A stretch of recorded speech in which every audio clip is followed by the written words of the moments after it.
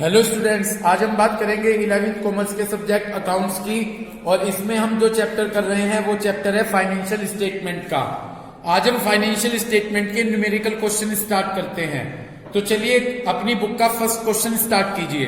Question number first में ये कहा गया है कि प्रिपेयर ए ट्रेडिंग अकाउंट। आपको एक ट्रेडिंग अकाउंट तैयार करना है from the following particulars.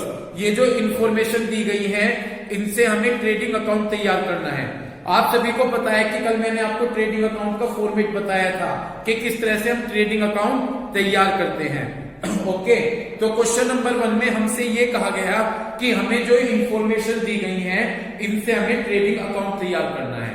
Okay, देखो यदि आप देखें हमें इंफॉर्मेशन दी गई है, ओपनिंग स्टॉक, परचेज दिया गया है, सेल्स दिया गया है, वेजेस दिया गया है, कैरेज इनवार्ड दिया गया है, कैरेज आउटवार्ड दिया गया है, मैन्युफैक्चरिंग एक्सपेंसेस दिए गए हैं।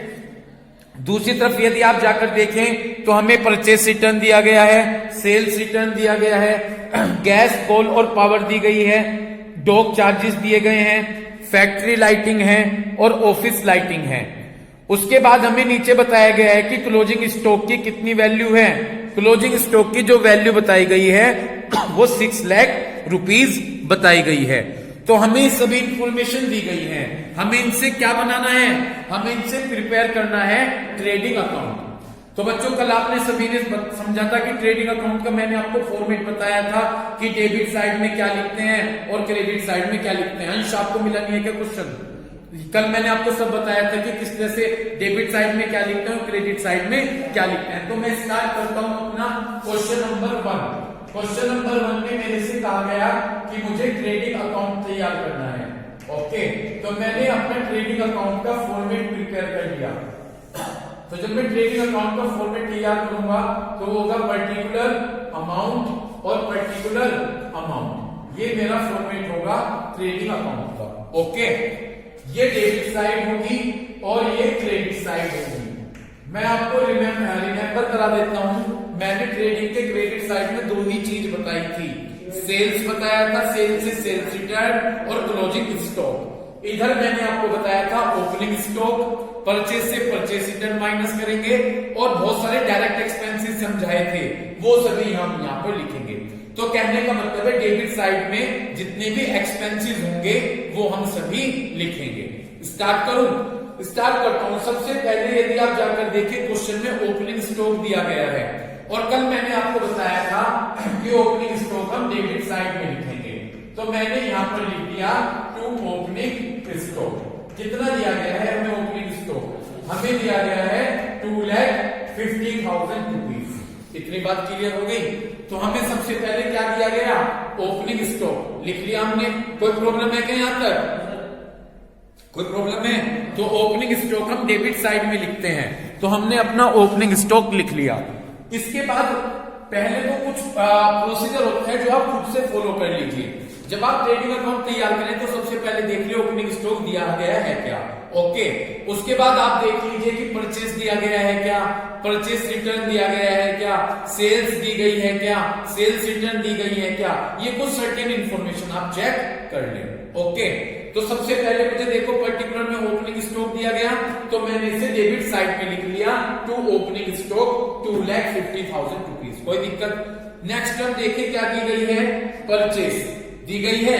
परचेसेस हम डेबिट साइड में लिखेंगे और मैंने बताया था कि जब हम परचेसेस लिखेंगे तो साथ के साथ ये चेक कर लीजिए कि परचेस रिटर्न भी दिया गया है क्या। तो देखिए परचेस 7 लाख रुपीज दी गई है तो मैंने यहाँ पर सबसे पहले लिख लिया टू परचेज। क्या लिख लिया? टू परचेज 7 लाख रुपीज दिए गए हैं। तो मैंने अंदर ही लिख लिए 7 लाख रुपीज क्योंकि क्वेश्चन में परचेज रिटर्न है। तो सबसे पहले जब आप परचेज दी गई है डेबिट साइड में लिख लिया, उसमें से क्या माइनस करेंगे? Purchase return. जाकर क्वेश्चन में देखें कि परचेज रिटर्न दूसरे कॉलम का फर्स्ट आइटम परचेज रिटर्न है 22,000। तो मैंने इसमें से माइनस कर दिया परचेज रिटर्न 22,000 रुपीज। तो 7 लाख से जब 22,000 रुपीज जाएंगे माइनस करेंगे तो 6,78,000 रुपीज मेरे पास बच गए। यहां तक कोई दिक्कत है क्या? कोई प्रॉब्लम? ठीक, पहले कॉलम को ही कंप्लीट कीजिए। पहले कॉलम में आप जाकर देखिए परचेज के बाद क्या दिया गया है, सेल्स। सेल्स हम क्रेडिट साइड में लिखते हैं, और जब हम सेल्स लिखेंगे तो ये चेक कर लीजिए कि सेल्स रिटर्न दे रखा है क्या। ठीक है, सेल्स दे रखी है और दूसरे कॉलम का दूसरा आइटम सेल्स रिटर्न है। तो मैंने क्या किया देखिएगा, मैंने बाय साइड में जाकर यहां पर लिखा क्रेडिट साइड में बाय सेल्स। कितनी दी गई है सेल्स, 18 लाख। कितनी दी गई है, 18 लाख माइनस मैंने इसमें से कर दिया सेल्स रिटर्न। सेल्स रिटर्न कितनी है, 36,000। तो जब मैंने 18 लाख में से 36,000 माइनस किए तो ये बच गए 17,64,000 रुपीज बच गए। समझ गए? यहां तक कोई ज्यादा लेंथी प्रोसीजर नहीं है, ज्यादा डिफिकल्ट प्रोसीजर नहीं है। इधर टू यूज करेंगे, इधर बाय यूज करेंगे। तो आपने टू ओपनिंग स्टॉक लिख लिया, परचेस में से परचेस रिटर्न माइनस कर दी, सेल्स में से सेल्स रिटर्न माइनस कर दी। ओके, अब आ जाइए पहले कॉलम में नेक्स्ट आइटम पर। सेल्स के बाद वेजेस दिया गया है, वेजेस आएगा क्योंकि वेजेस डायरेक्ट एक्सपेंसेस है। ठीक है, कल फॉर्मेट में भी बताया था मैंने आपको। तो वेजेस हमारे लिए एक्सपेंसेस है, इस कारण से आप इसे डेबिट साइड में लिख दीजिए। मैंने लिख दिया यहाँ पर टू वेजेस। कितनी दी गई है वेजेस, 2,06,000 रुपीज। तो मैंने यहाँ पर वेजेस लिख दी 2,06,000। कोई प्रॉब्लम? ठीक। उसके बाद कैरिज इनवार, मैंने कल बहुत अच्छे से बताया था कि कैरिज हो, कैरिज इनवार हो या फ्राइट हो, ठीक है, ये गुड्स को, रॉ मटेरियल को फैक्ट्री तक लाने के खर्चे होते हैं और ये ट्रेडिंग अकाउंट के डेबिट में आते हैं। कल मैंने आपको समझाया था। लेकिन यदि यहाँ कैरिज आउटवार्ड होता है, जैसे नेक्स्ट आइटम कैरिज आउटवार्ड, ये ट्रेडिंग अकाउंट का एक्सपेंसेस नहीं है, ये P&L अकाउंट में जाएगा। ओके, हम यहाँ पर केवल कैरिज इनवार्ड शो करते हैं। तो कैरिज इनवार्ड मैंने लिखी यहाँ पर डेबिट साइड में टू कैरिज इनवार्ड। ओके, क्या लिखा मैंने यहाँ पर, टू कैरिज इनवार्ड। ओके, लिख लिया। देखिए कैरिज इनवॉल्व कितना दिया गया है, कैरिज इनवॉल्व दिया गया है 34,000। कोई दिक्कत यहां तक? ठीक। उसके बाद आपने क्या करना है, नेक्स्ट आइटम को स्टडी करें, कैरिज आउटवर्ड। ये P&L से रिलेटेड एक्सपेंसेस है, छोड़ दीजिए। Next manufacturing expenses. बिल्कुल, जब मैंने आपको ये बताया था कि किस तरह से ट्रेडिंग अकाउंट तैयार करते हैं, तो वहां पर दे रखा था कि मैन्युफैक्चरिंग एक्सपेंसेस भी हम ट्रेडिंग अकाउंट में शो करेंगे। तो ये ट्रेडिंग अकाउंट के एक्सपेंसेस, समझ रहे हो? तो मैन्युफैक्चरिंग एक्सपेंसेस बताया था कि मैन्युफैक्चरिंग एक्सपेंसेस वो होते हैं जो प्रोडक्ट को बनाने से रिलेटेड होते हैं। जब हम प्रोडक्ट बना रहे हैं तो उससे रिलेटेड एक्सपेंसेस हैं।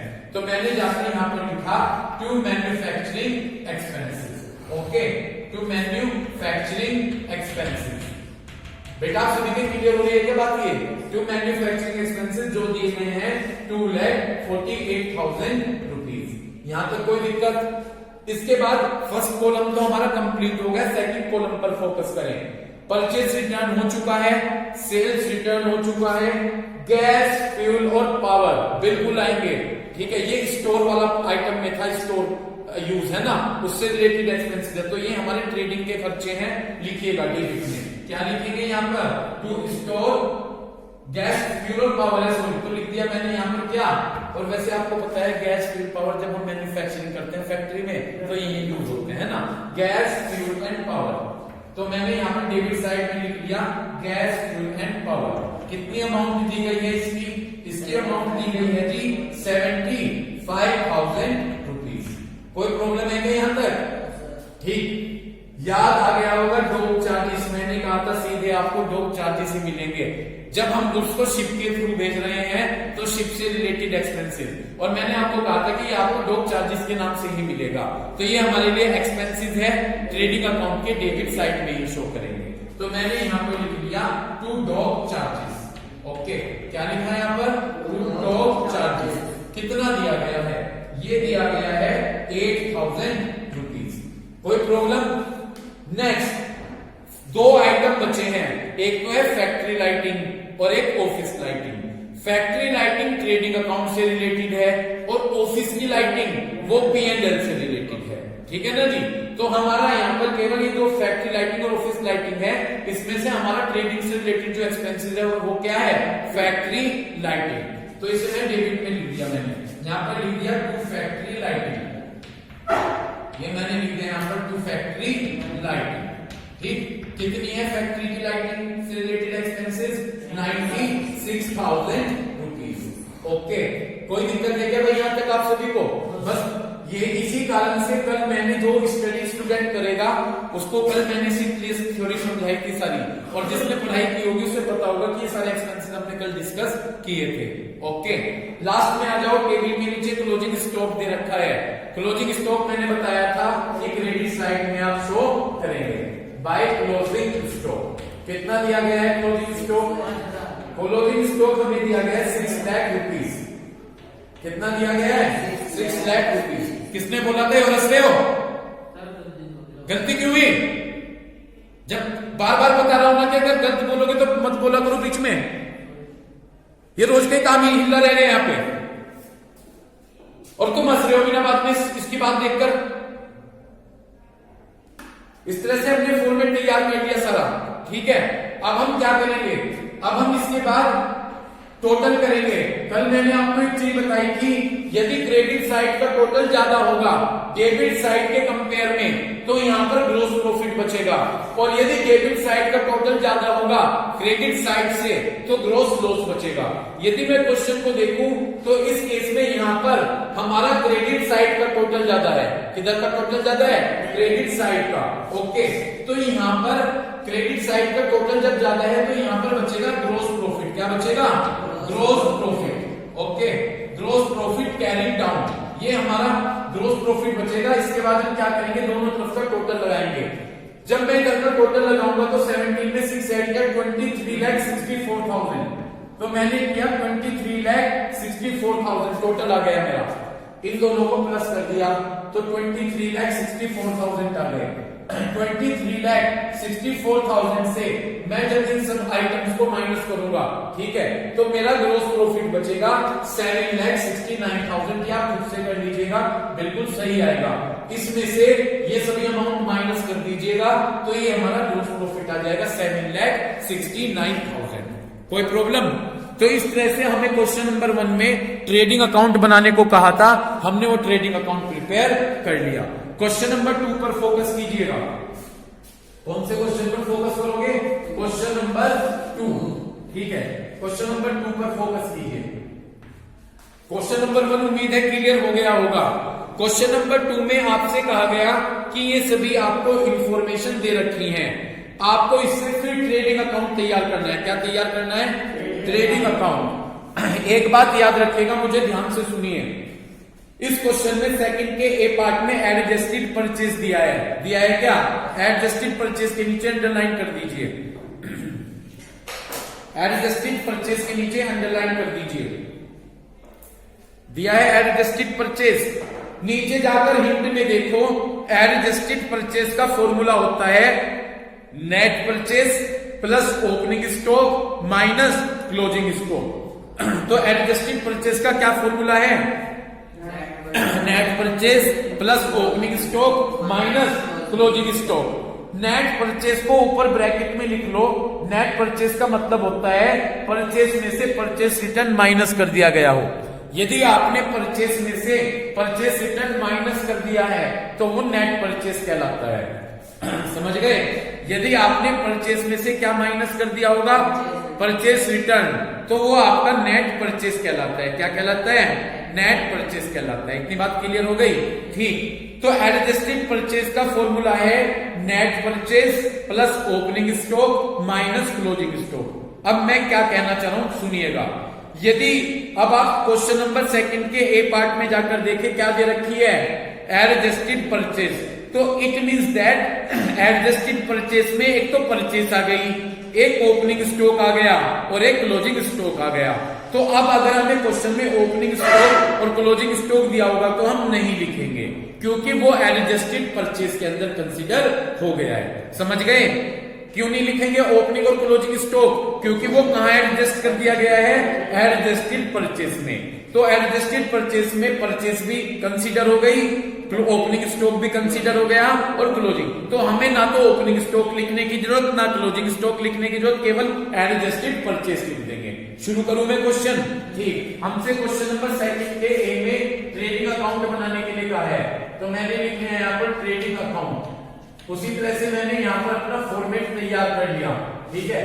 पर्टिकुलर अमाउंट, ओके, थोड़ा सा इधर बड़ा कर देता हूं, उधर तो इतना नहीं होगा। Particular amount, okay. इस तरह से मैंने अपना ट्रेडिंग अकाउंट प्रिपेयर किया। ये डेबिट है, वो क्रेडिट है, ओके। इतनी बात क्लियर हो गई। सबसे पहले जो हमने इंफॉर्मेशन दे रखी है उसमें क्या दे रखा है, एडजस्टेड, किधर आती है परचेज, डेबिट साइड में। तो मैंने यहां पर सीधा लिख दिया टू एडजस्टेड परचेज। क्या लिख दिया मैंने यहां पर सीधा, टू एडजस्टेड परचेज। कितनी है एडजस्टेड परचेज, 15 लाख। कितनी है जी, 15 लाख। कोई दिक्कत, ठीक। आगे चले इसके बाद।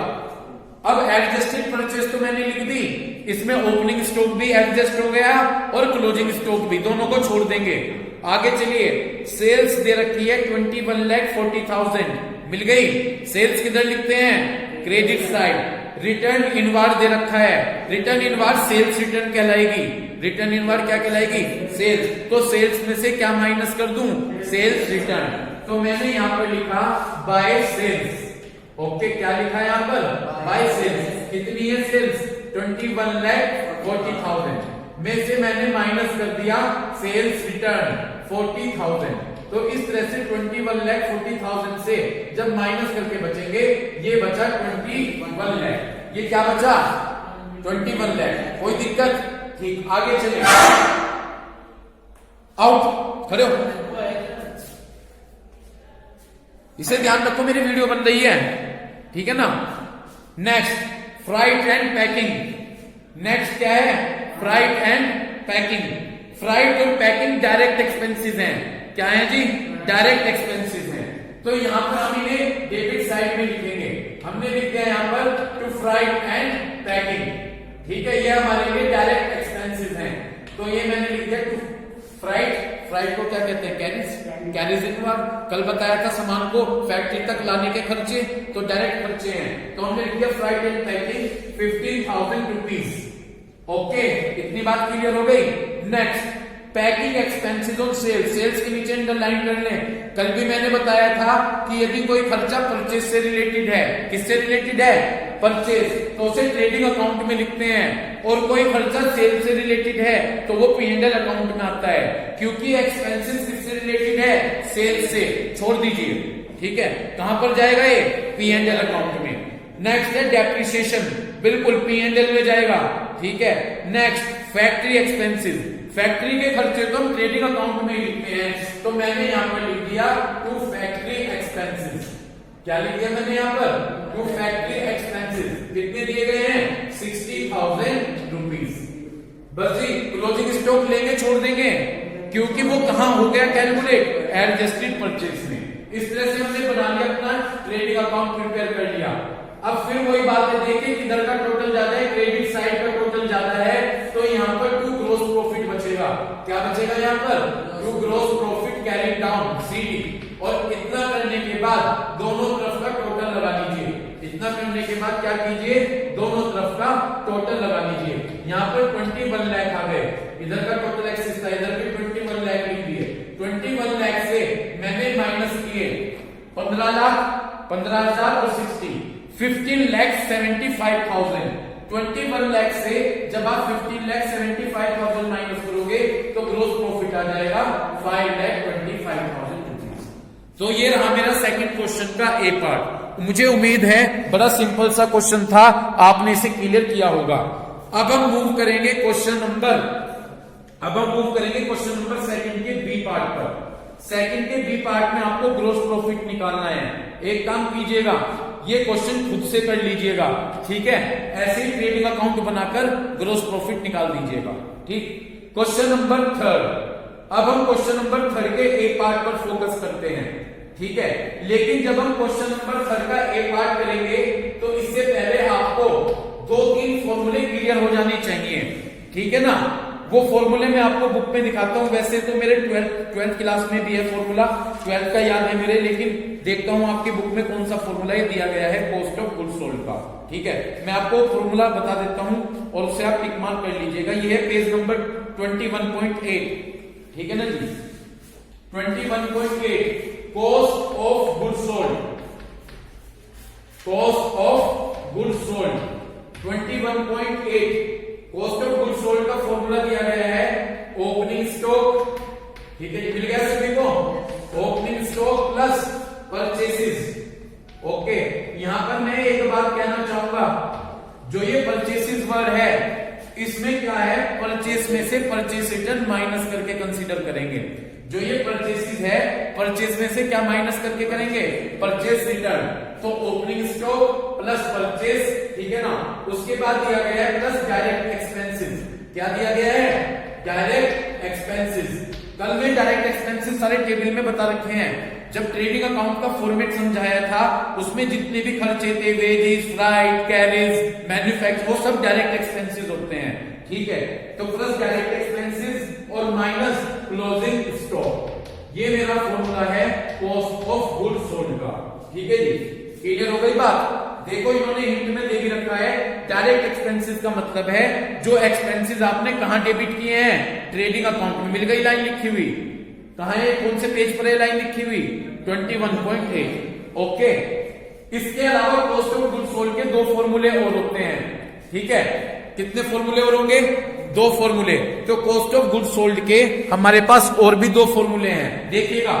और कॉस्ट ऑफ गुड्स सोल्ड का एक फॉर्मूला होगा सेल्स माइनस ग्रॉस प्रॉफिट।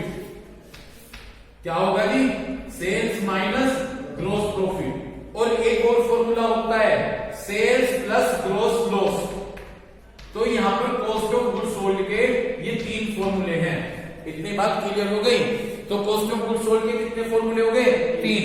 तीनों का प्रॉपर यूज होगा आपकी बुक में। इसमें पहला फॉर्मूला क्या है, opening stock plus purchases plus direct expenses minus closing stock. एक होगा sales minus gross profit, okay, और एक होगा सेल्स प्लस ग्रॉस लॉस। ये तीन फॉर्मूले होते हैं। इसके अलावा एक फॉर्मूला और आपको याद रखना है ग्रॉस प्रॉफिट का। Gross profit equal to sales minus cost of goods sold, sales minus cost of goods sold. ये फॉर्मूला किसका होगा, ग्रॉस प्रॉफिट का, sales minus cost of goods sold. Clear है बात, ये फॉर्मूला भी आपको याद करने हैं। क्लियर है बात आपके, तो इस तरह से फॉर्मूले याद कर लीजिएगा। ये मैंने फॉर्मूले लिख दिए। अब मैं क्वेश्चन नंबर 3 का ए पार्ट, क्वेश्चन नंबर 3 के ए पार्ट पर आ जाइए। क्वेश्चन नंबर 3 का ए पार्ट, उसे ध्यान से समझिएगा। 3 के पार्ट में आपसे क्या कहा गया कि आपको क्या निकालना है, कॉस्ट ऑफ गुड्स सोल्ड निकालना है। ये लिखा हुआ है फॉर्मूला, मैं सीधा अप्लाई करूंगा। ठीक, तो कॉस्ट ऑफ गुड्स सोल्ड निकालने को कहा है, तो मैंने लिखा cost of goods sold equal to, ठीक, देखना ये आ रहा है सब वीडियो में, इधर लिखा हुआ cost of goods sold equal to, ठीक है, आ जाएगा। Cost of goods sold equal to क्या फॉर्मूला होता है कॉस्ट ऑफ गुड्स सोल्ड का, इधर फोकस करो सभी। क्या है, ओपनिंग, देखो क्वेश्चन में ओपनिंग स्टॉक दिया हुआ है क्या, 40,000 मिल गया। अरे इधर फोकस कर लो एक बार, ओपनिंग स्टॉक 40 है, फिर क्या है परचेसेस, जाकर देखो नेट परचेसेस लिखी है। अभी बताया था नेट परचेस का मतलब यदि परचेस में से क्या माइनस कर दी गई हो तो सीधी माइनस की हो, तो प्लस 50। ओके, इतनी बात समझ में आ गई। उसके बाद क्या है, डायरेक्ट एक्सपेंसेस। डायरेक्ट एक्सपेंसेस यहाँ पर वेजेस और सैलरी है, रेंट पेड डायरेक्ट एक्सपेंसेस नहीं होता। कितनी है वेजेस और सैलरी, 10,000। ओके, समझ गए। और माइनस क्या है यहाँ पर, क्लोजिंग स्टॉक। कितना है क्लोजिंग स्टॉक, 15 है ना, ठीक। तो 40, 50, 90, 1 लाख में से 15 गए, 85,000। तो 85,000 रुपीज आपकी कॉस्ट ऑफ गुड्स सोल्ड आ गई। समझ गए, कितनी आ गई cost of goods sold, 85,000 rupees. इतनी बात क्लियर हो गई भाई। हमने फॉर्मूला लगा लिया, ओपनिंग स्टॉक 40 था, प्लस परचेज 50 दे रखी थी, प्लस डायरेक्ट एक्सपेंसेस में वेजिस है 10,000 रुपीज, ओके, और माइनस क्लोजिंग स्टॉक कितना है 15। तो इस तरह से आपने कैलकुलेट कर कॉस्ट ऑफ गुड्स सोल्ड आपकी आ गई 85,000 रुपीज। इतनी बात क्लियर है। तो आज हमने डिस्कस किया कि किस तरह से हम ट्रेडिंग अकाउंट तैयार करते हैं। जब हमें एक आ गया ट्रेडिंग अकाउंट प्रिपेयर करने के लिए, तो हमने किस तरह से ट्रेडिंग अकाउंट प्रिपेयर किया और हमने फॉर्मूले डिस्कस किए कॉस्ट ऑफ गुड्स सोल्ड के और ग्रॉस प्रॉफिट के। Thank you.